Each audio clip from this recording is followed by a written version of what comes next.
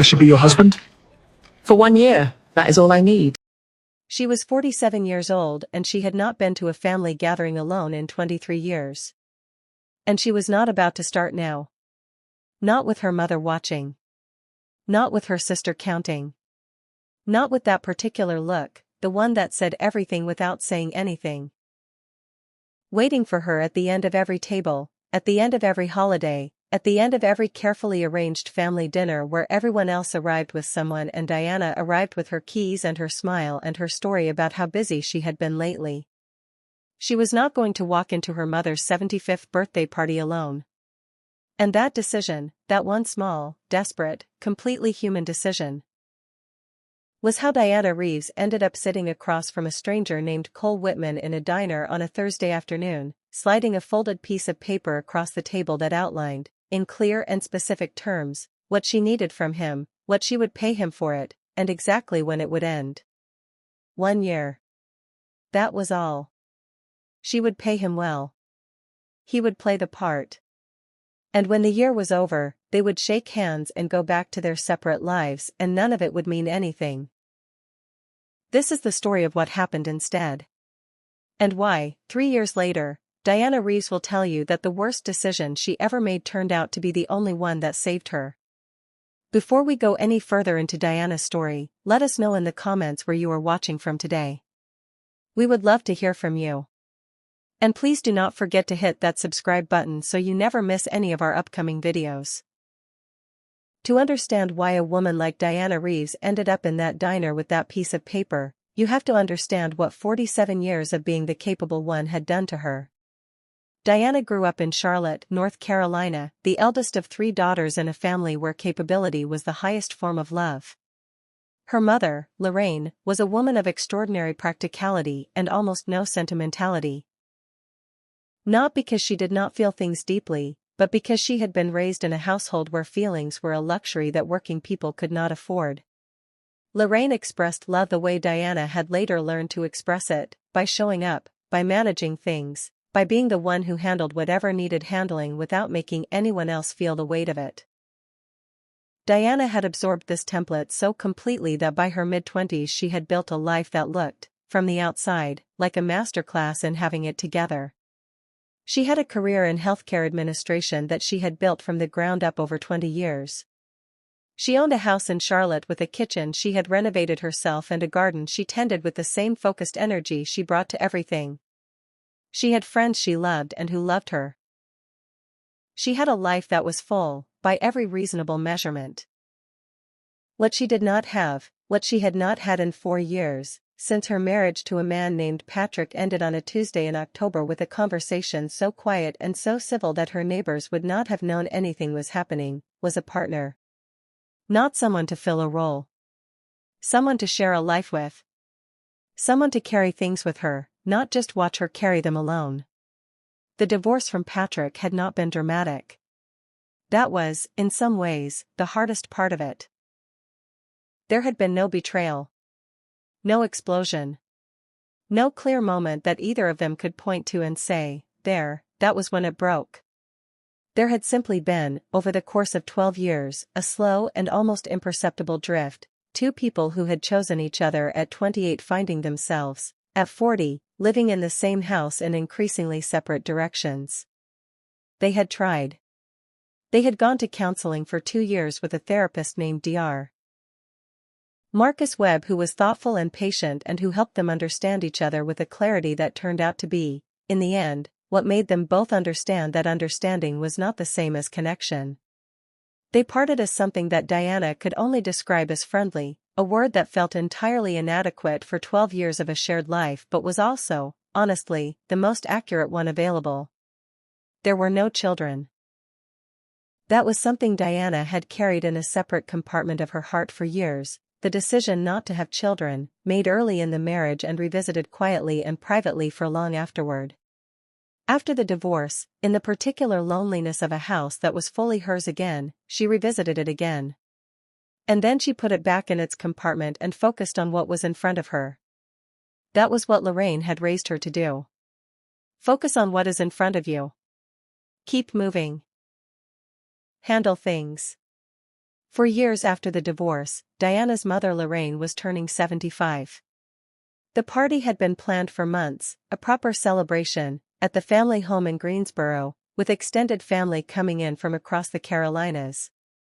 Diana's younger sister Janet was married to a man named Rodney who was exactly the kind of present, attentive, reliably cheerful husband that made family gatherings feel complete.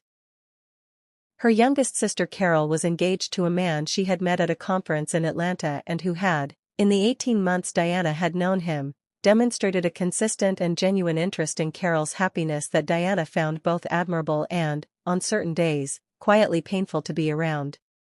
And Diana was coming alone. As she had come alone to Easter. As she had come alone to Thanksgiving.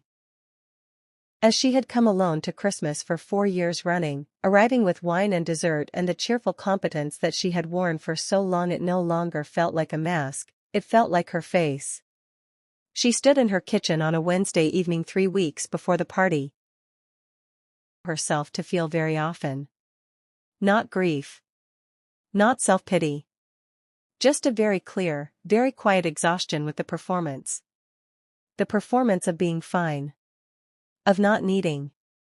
Of being the capable one who did not require the things that other people required. She was tired of it. And in that tiredness, she made the decision that would change everything. She found the agency through a web search at 11:30 on a Wednesday night, which is, she would later say, exactly the kind of hour at which women make decisions they would not make in daylight. It was called Companion Social, and it was not what the name might suggest to a skeptical mind. It was a legitimate company. She checked, thoroughly, in the manner of a woman who had spent 20 years in healthcare administration and had developed a rigorous allergy to anything that was not exactly what it claimed to be. The company provided what it called social companions, men and women who could be hired for events, family gatherings, professional functions, any situation in which someone needed a credible, presentable, and discreet companion on their arm. It was not uncommon. It was more common than most people would admit. The reviews were careful and neutral in the way that reviews for this kind of service tend to be, specific enough to be credible, vague enough to maintain privacy. Diana read every single one. She had a consultation call the following Monday. She signed the agreement the following Friday.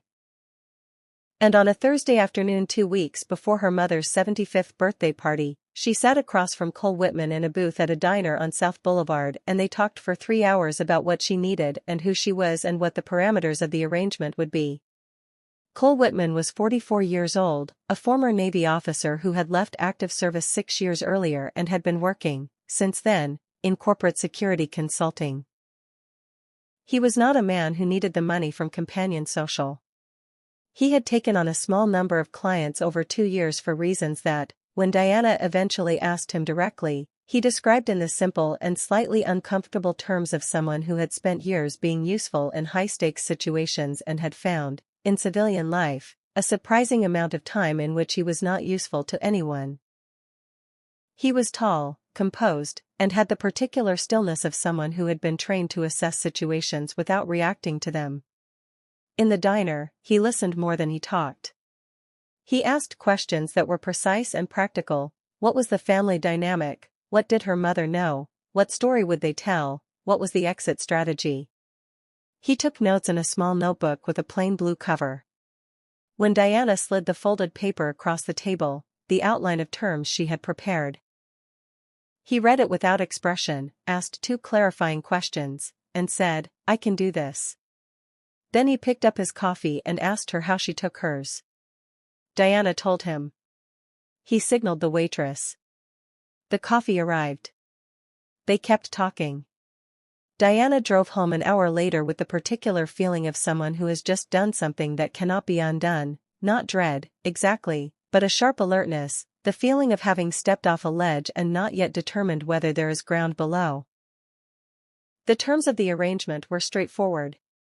Cole would attend the birthday party as Diana's partner of 8 months, recent enough to explain why the family had not yet met him, established enough to be plausible.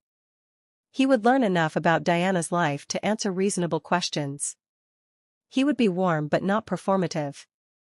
He would not make claims that she could not later sustain. After the birthday party, if both parties agreed, the arrangement could continue on a retained basis for social functions through the agreed period of 1 year. At the end of 1 year, the arrangement would terminate. He would be compensated at the agreed rate. They would have no further contact unless both parties requested it. Diana had written these terms with the same precision she brought to her professional contracts. She had read them back 3 times before the meeting. They were clear. They were logical. They were, she believed, entirely manageable. She had not accounted for the particular problem of spending extended time with someone who paid complete and genuine attention to everything you said. She had not accounted for what it would feel like, after 4 years of carrying things alone, to have someone simply ask, "What do you need?" and mean it. The birthday party was on a Saturday in April.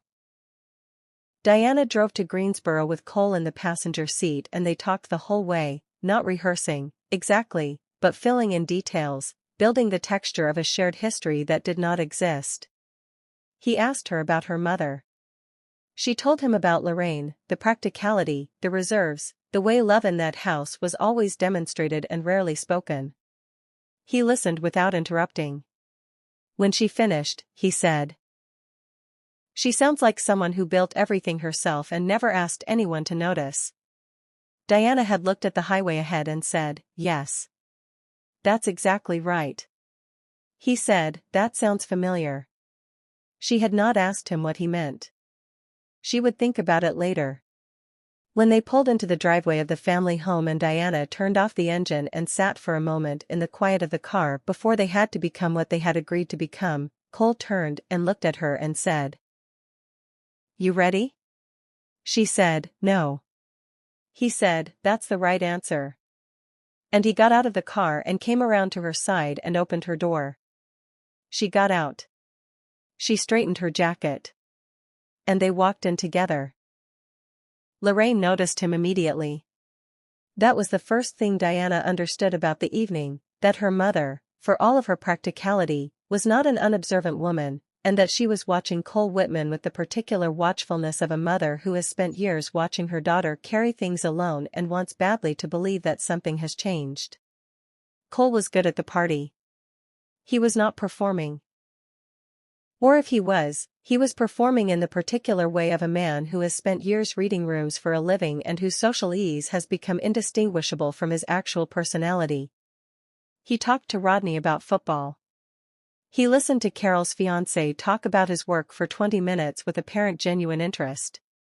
He sat beside Lorraine during cake and told her something about Diana, something specific and true that Diana had mentioned on the drive. And Lorraine had looked at him with an expression that Diana saw from across the room and that she would spend a long time afterward thinking about. Not suspicion. Not performance. Something quieter. Something almost like relief. On the drive home, Diana sat in the passenger seat and looked out the window at the dark North Carolina highway and said, "Thank you." Cole said, "I meant what I said to your mother." Diana said, "I know. That was what surprised me." He said nothing. She said nothing. They drove the rest of the way in a silence that was, for the first time in a long time, not lonely. She renewed the arrangement after the party. This was the first decision. It was straightforward. There were 2 more family events in the coming months, and the alternative was going alone, and Diana was very tired of going alone. Cole said yes without hesitation. They had dinner twice before the next event, not social practice, just dinner. Diana told herself this was efficient. That understanding each other better would make the arrangement more credible. She was not wrong. It was also, she would later admit to her closest friend, the most honest conversation she had had with another person in years. Cole asked questions that no one else in her life asked, not because they did not care, but because they assumed they already knew the answers. He did not assume. He asked. And Diana, who had spent years giving people the answer they expected, found herself, across a restaurant table from a man she was paying to spend time with her, giving the real answers instead. This was inconvenient. She filed it under useful and continued with the arrangement. The moment Diana understood she was in trouble came 6 weeks into the arrangement, on a Tuesday evening that had nothing to do with any family event or any item in the contract. She had had a terrible day at work. The kind of day that accumulates from a dozen small failures and lands on you all at once at 5 in the afternoon, and she had called Cole to reschedule a dinner they had planned, because she did not have the energy for it. He had said, "I'll bring food." She had said, "Cole, you don't have to." He had said, "I'll be there in 45 minutes." He arrived with Thai food from a restaurant she had mentioned once, 3 weeks earlier, in passing. He set it out on her kitchen table. He did not ask what was wrong. He let her talk when she was ready and did not fill the silence when she was not. At some point she looked across the table at this man she had hired and thought, with a clarity that she found both illuminating and completely terrifying, "I have not felt this scene in years. And this is a business arrangement. And one of these two facts has to be wrong."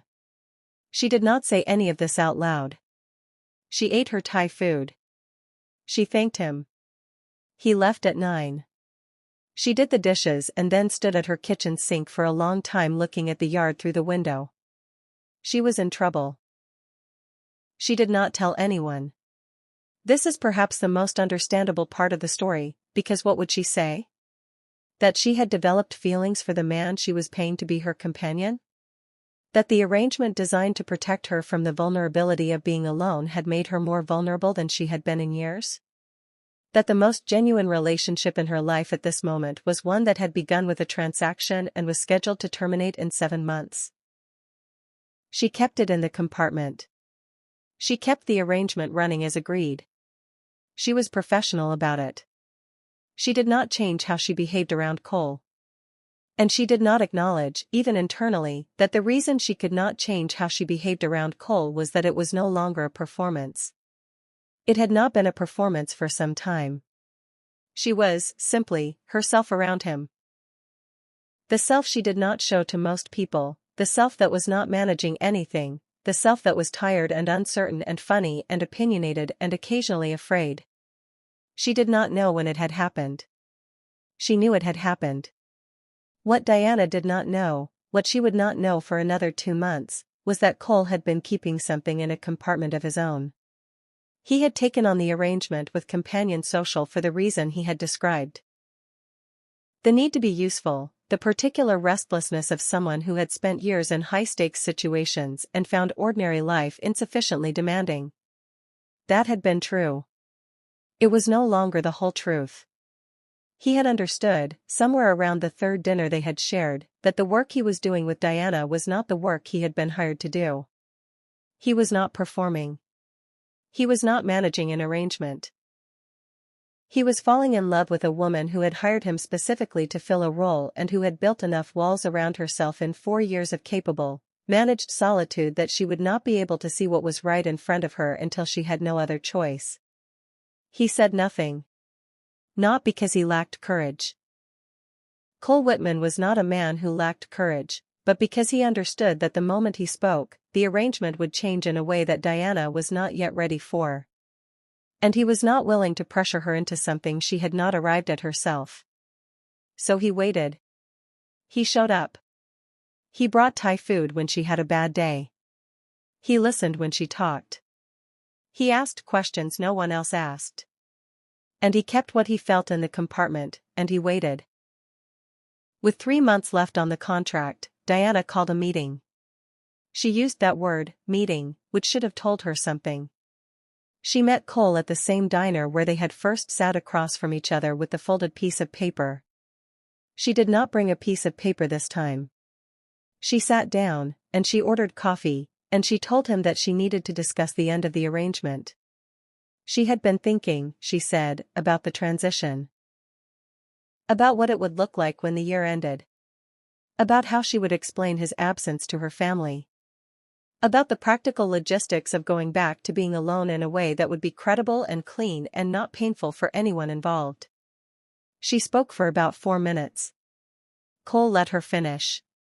Then he said, "Is that what you actually want to talk about?" Diana stopped. She looked at him across the table. She said, "What?" He said, "You've been managing the ending for 3 months. I've watched you do it. You've been getting ready to let go of this since before you decided to let go of it. And I'm asking you if that's actually what you want." Diana did not answer immediately. She looked at her coffee. She looked at her hands. She looked at the window. Then she said, "This was supposed to be simple." He said, "I know."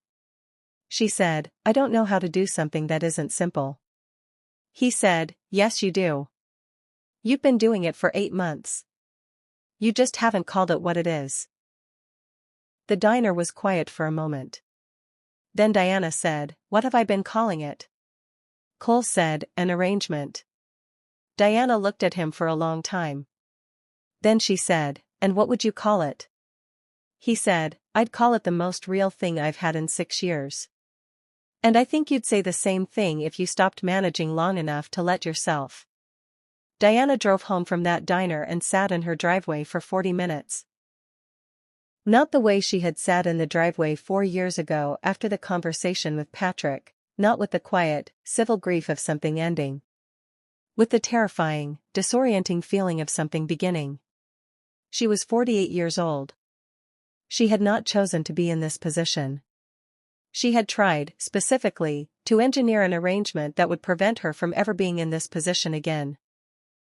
That would give her the appearance of companionship without the vulnerability, the surface without the depth, the function without the feeling. And it had not worked. It had not worked because Cole Whitman had refused, from the very beginning, to stay on the surface. Not deliberately. Not with any agenda. But because he was, fundamentally, a man who paid attention.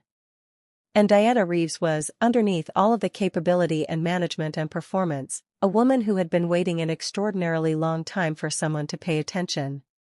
She went inside. She called her closest friend, a woman named Michelle who had known her since graduate school and who was, unlike most people in Diana's life, incapable of pretending things were fine when they were not. She told Michelle everything. There was a long pause.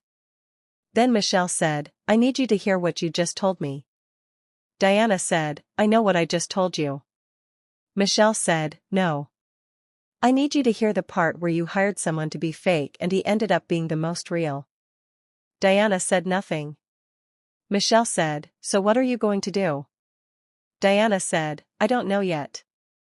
Michelle said, "Yes, you do." She called Cole the next morning. She had not planned what she was going to say. She called him anyway because she had made a decision in the night, somewhere around 3 in the morning, that she was going to stop managing and start choosing. That was what she was going to do. She was going to make a choice from the part of herself that was not performing or protecting or preparing an exit strategy. She called him. He picked up on the second ring. She said, "I'd like to not end the arrangement." There was a pause. Cole said, "Because you want to extend the contract?" She said, "No. Not the contract." She could hear him smile. She could not see it, but she could hear it. He said, "Diana." She said, "What?" He said, "It was never just a contract. Not for me. Not since about week 3. I've been waiting for you to catch up." She said, "That is extremely inconvenient." He said, "I know." She said, "I am going to need you to understand that I am not good at this." He said, "I know that too." She said, "And I'm going to do it anyway." He said, "I know. I've been watching you do things you're not good at all year. You do them anyway. That's one of the things." Diana said, "One of the things what?" He said, "One of the things." She went quiet for a moment. Then she said, "You're annoyingly observant, you know that?" He said, "It's been mentioned." And that was how it began. Not with the contract. After the contract. After the arrangement ended and what was real remained. Cole and Diana have been together for 3 years now. They live in the house in Charlotte with the kitchen Diana renovated and the garden she tends, And Cole has brought to that house the particular quality that Diana had not known she needed until she had it, the quality of someone who is fully, genuinely there. Who does not need the performance. Who has, from the beginning, been more interested in the real version of Diana than in any version she might construct for his benefit. She still calls things meetings sometimes when she means something else. He still smiles when she does it. Last spring, they were at Lorraine's house. Another family gathering, another holiday, another table full of people, and Diana's mother pulled her aside in the kitchen and said, in that careful practical way she had of saying things that mattered, "That man loves you the way your father loved me." Diana said, "I know." Lorraine said, "Does he know?" Diana said, "I told him this morning." Lorraine looked at her for a moment. Then she said, "Good. It's about time." Then she handed Diana a dish to carry and went back to the dining room. Diana stood in her mother's kitchen holding the dish and thought about the Thursday afternoon in a diner 2 years earlier when she had slid a folded piece of paper across a table and said, "This is what I need and this is when it ends." She thought about how certain she had been of both things. She thought about Cole at the birthday party, saying something true to her mother. She thought about Thai food on a bad Tuesday. She thought about a diner at 3 months remaining and a question she had not been ready to answer until she suddenly was. She thought about all of the arrangements she had made to keep herself safe and how spectacularly they had failed. She thought, "I am so glad they failed." Then she carried the dish into the dining room and sat down next to Cole, and the family gathered around the table, and it was, by every measure that mattered, exactly where she was supposed to be. Here is what Diana will tell you now. She will tell you that she did not set out to fall in love. She will tell you that the arrangement was not a romantic strategy, it was survival, practical and slightly embarrassed and completely human. She will tell you that the best thing she ever did was be honest, in a diner on a Thursday afternoon, about what she needed. Not the version of what she needed that was presentable and logical and easy to explain. The real version. The version that said, "I am tired of going alone.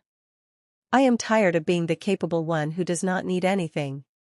I am tired of the performance." She will tell you that she hired a man to be her husband for a year and what she got instead was a mirror, someone who looked at her without the filters she applied to herself and reflected back a version of her that she had not been willing to see. She will tell you that falling in love at 48 was not what she expected it to feel like. She expected it to feel dangerous. It felt, instead, like setting something down. Something she had been carrying for a very long time. That she had not known she could put down. Until someone simply, quietly, asked her to. Before you close this video, we want to ask you something personal. Have you ever made a decision that looked strange from the outside and turned out to be exactly right? Have you ever built something to protect yourself from feeling something, and had it completely fail in the best possible way? Drop a comment below. Not a long story. Just, yes. Or tell us who you thought of while you watched this. We will read every single one. If this story reached something in you, share it with one woman you know who has been going alone for too long and is too capable for her own good. She will know what it means. Subscribe so you never miss what comes next. And if there is someone in your life you have been managing instead of letting in, maybe it is time to stop managing,